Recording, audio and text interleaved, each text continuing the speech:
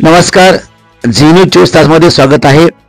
सरपंच संतोष देशमुख आणि सोमनाथ सूर्यवंशी यांच्या मारेकऱ्यांना फाशीची शिक्षा झाली पाहिजे। संसद रत्न सुप्रियाताई सुळे यांचं प्रतिपादन। राष्ट्रमाता राजमाता जिजाऊ यांच्या जयंतीनिमित्त अभिवादन करण्यासाठी आज सिंदखेड राजा येथे सुप्रियाताई सुळे आल्या होत्या। त्या बोलताना म्हणाल्या की सरपंच संतोष देशमुख आणि सोमनाथ सूर्यवंशी यांच्या मारेकऱ्यांना फाशी शिक्षा झालीच पाहिजे। जोपर्यंत शिक्षा होणार नाही तोपर्यंत आम्ही शांत बसणार नाही असे त्या म्हणाल्या। ब्युरो रिपोर्ट, झी न्यूज 24 तास, सिंदखेड राजा। चला, बातम्या आवडल्यास चॅनल सबस्क्राइब करा, बेल आयकॉन प्रेस करा, लाईक कमेंट शेअर करायला विसरू नका। धन्यवाद।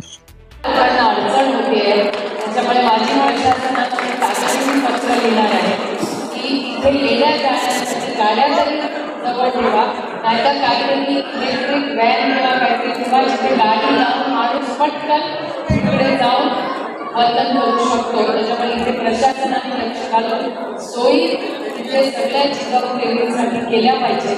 आणि इथे विकास आराखडा 250 कोटी रुपयाचा जो प्रलंबित आहे तो जर ह्या वर्षी काम सुरू झालं नाही तर आम्ही रस्त्यावर आंदोलन करणार हे मला सांगायला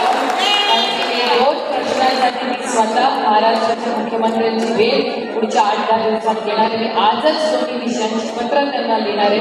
पुन्हा सांगते, इथे आलेल्या 2 मागण्या आपण सगळे मिळून या व्यासपीठावर करूया। एक की आमचं एक स्मारकासाठी जे काय 250-300 कोटी रुपये झाले ते या बजेटमध्ये ह्या वर्षी या सरकारने ते आम्हाला दिलेच पाहिजे आणि कामही सुरू झालं पाहिजे। हा पहिला मुद्दा। आणि दुसरा मुद्दा, त्याचा पाठपुरावा शिंदे साहेबांनी मागच्याच आठवड्यात केलेल्या शिंदे साहेबांचे जाहीर आभार मानते।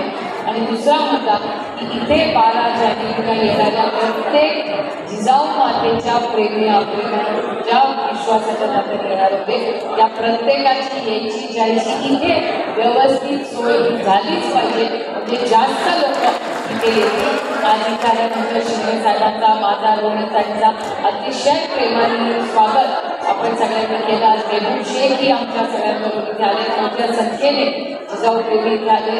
तुमच्या सगळ्यांचं मी इथे मनापासून स्वागत करते। खेडेकर कुटुंबाने आज उपक्रम अनेक वर्ष इथे चालू ठेवला आहे, त्यांचे मनपूर्वक आभार मानून आज जिजाऊ मातेच्या जयंतीच्या मनापासून तुम्हाला शुभेच्छा देऊ। त्यांची जी ऊर्जा आहे, त्यांचे जे संस्कार आपल्यावर ते शिवांचे केलेले संस्कार घेऊन आपण छत्रपतींच्या महाराष्ट्रात, शाहू फुले आंबेडकरांच्या या महाराष्ट्राची आन बान आणि शान आणि महाराष्ट्रात शांतता। कारण बीड आणि परभणी या दोन्ही घटना ज्या झालेल्या आहेत त्याचा मी या व्यासपीठावरनं जाहीर निषेध करते। आणि ज्या दोन्ही घटना आहेत बीड आणि परभणी, त्या दोन्ही ज्यांनी कृती केलेली आहे त्या प्रत्येक माणसाला, ज्यांनी ही हत्या केली आहे, खून केलेला आहे, त्याला फाशीची शिक्षा दिलीच पाहिजे हा आमचा सगळ्यांचा आग्रह आहे। दोन्ही कुटुंब, परभणीचं कुटुंब आणि बीड दोन्ही कुटुंबांना, प्रतिभाऊ देशमुख असतील, सूर्यवंशी कुटुंब असेल, यांना न्याय देण्याची नैतिक जबाबदारी आपण सगळ्यांची आहे। आपण माँ जिजाऊच्या लेकी आणि सुपुत्र आहोत, तोच विचारांचा वारसा घेऊन आपण पुढे जातो। त्याच्यामुळे बीड आणि परभणी या दोन्ही घटनांना शांततेच्या मार्गाने आपल्याला लढा द्यायचा आहे। त्या लढ्यामध्ये आपण सगळे एका बाजूला आहोत आणि एक एवढा अंतर असला तरी एक अशी किरण आहे की आम्ही सगळ्यांनी ठरवलंय की आपले राजकीय मतभेद सगळे बाजूला ठेवून माणुसकीच्या नात्याने आपल्याला बीड आणि परभणी या दोन्ही केसेससाठी आपल्याला एकत्र लढायचं आहे।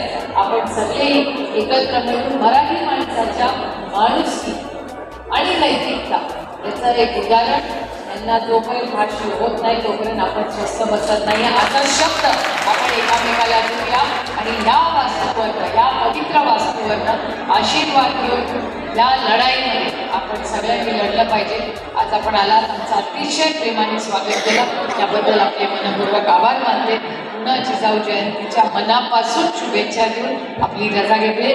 जय हिंद, जय महाराष्ट्र।